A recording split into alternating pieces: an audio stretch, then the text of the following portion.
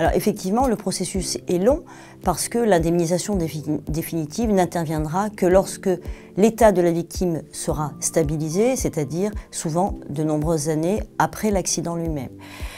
Il faut que ces victimes puissent, durant ce laps de temps,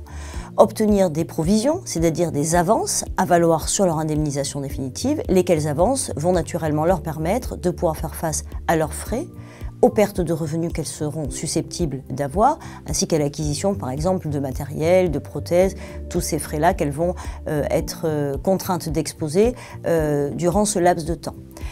Il est important de préciser que la loi de 85, qui est la loi Badinter, qui indemnise les victimes d'accidents de la circulation, fait la différence entre deux catégories de victimes, les victimes conductrices et les victimes non conductrices, que sont les piétons, les passagers et les cyclistes.